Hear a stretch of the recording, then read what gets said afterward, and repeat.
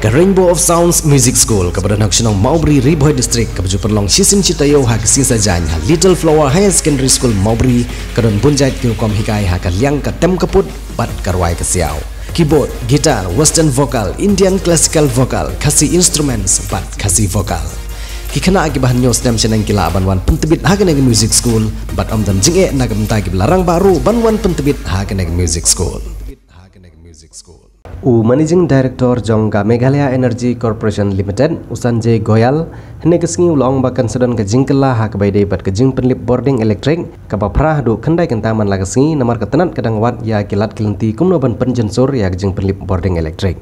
Ulong ru ba ketenat kadon jingkremen ban yo bording na kiwe pat ki company ki ba permi bat sam bording bat ru bak ayom liur shan kan sawan no bat ladau slap unwan no hai gini kisingi banwan ka Myntdu Leshka ru kan la ban tri kam no bat gane ka pelan na ka jingpynlip bording.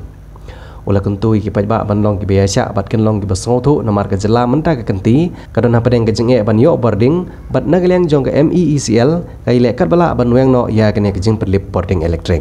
Susu ula kubur ru ba kadon ngejinge per ha padeng ka jingla jong ka jela ban permi bording bat ka jing dawa bording bat gane kedi ka wai ne ki dau ka bala perlong ya ka jela ban mat ka jing kerdu bording electric menta ka kenti.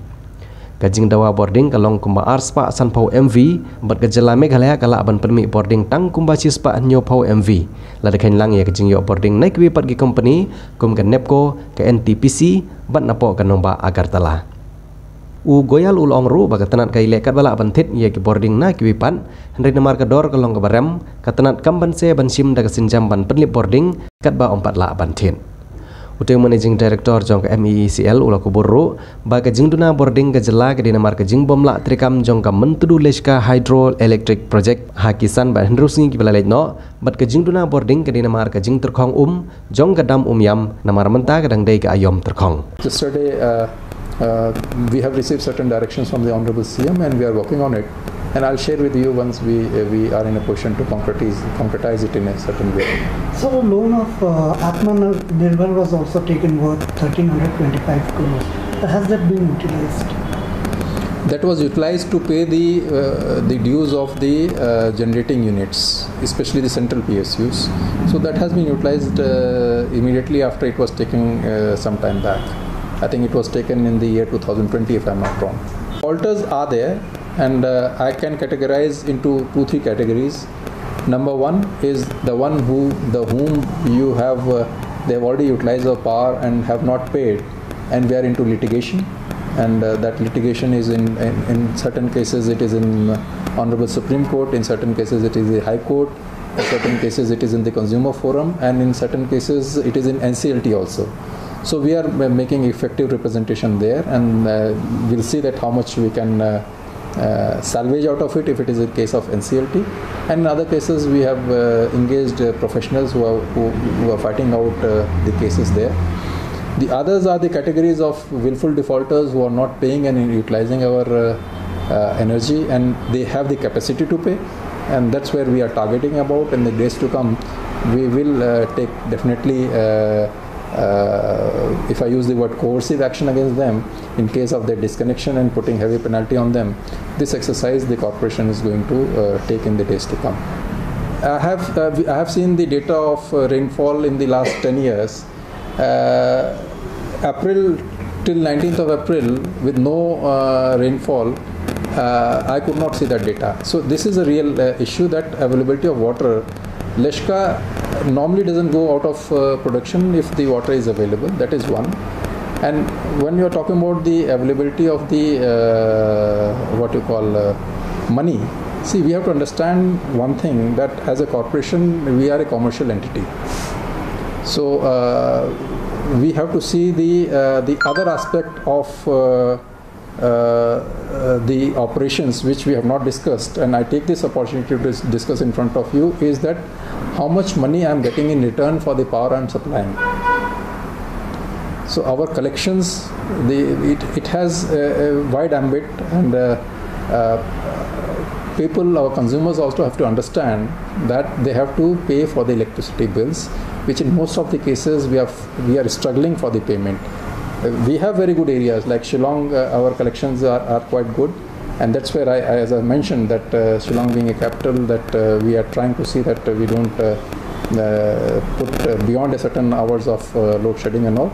But there are certain areas which are loss areas in terms of collections. So this all mix of the entire thing is what the management takes the decision. Do you think that we have inherited this problem for the last several years? For projects where they are not implemented, executed on time? I would not be commenting on that because there is no point in commenting what happened in the past.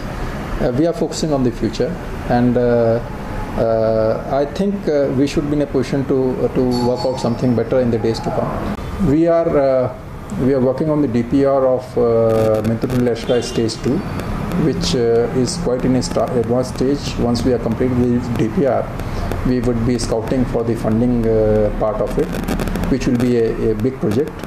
We are contemplating almost similar kind of setup which we have as stage 1. So somewhere to the tune of around 210 megawatt kind of thing. Apart from that, as I mentioned, we are exploring the possibility of thermal setup. Of course, it depends on the availability of the coal and the scientific mining, which the state is moving ahead and trying to resolve that issue at a very fast pace. Apart from that, we have prioritized some 4 or 5 small hydro projects of the range of 5 to 10 megawatt. But those are also in the advanced stage of studies and everything. But these are slightly longer gestation period projects which take some time to come up.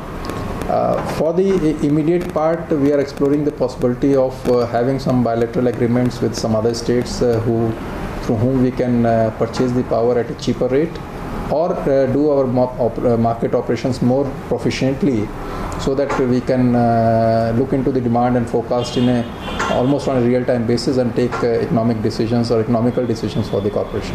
We need to do the calculation. Around 40 to 50 megawatt will turn out to be, it will not be 100 million units. I have told in terms of megawatt, which turns out to be, say, our daily requirement in terms of million units. Of course, we don't calculate roughly because our calculations are in megawatt. But 112 million units is a big figure. Just give me some time after the interview, I'll be in a position to share that figure with you. So on an average, how long this load shedding is expected to continue? And my second question is, why these massive power projects like Ngim, the Myntdu all have failed to reap any benefits to Meghalaya in these tough times? It's not about the failure. I think that's too simplistic statement. See, we have to understand one thing. We have only one project in Meghalaya which is dependent on the pondage, which is your Umyam. The Umyam water, we have a huge reservoir which takes the water all through the year, and it is during this lean period we use this water right from the month of, say, November onwards till the month of, say, April or May, till the time we get next bout of rainfall during the monsoons. So this 5-6 months of the pondage, it's only the Umyam reservoir which gives us the power. Rest all are sort of like run-of-the-mill projects. So we do produce to a maximum capacity when the water is available. When the water is not available, these units work as per the water available. Like we have 3 units in Leshka. So depending on the power, during the peak monsoon season, we operate all 3 units and generate 126 megawatt of power. Grid and all those other kinds of operations. And it is not only Meghalaya which is there, other also states get impacted when any of the states get overdraws beyond the entitlement and all. So we are allowed to a certain extent, but not to an extent wherein we bring in the instability into the grid. So what will be the long-term measures that the government will take to really resolve this power crisis in Meghalaya?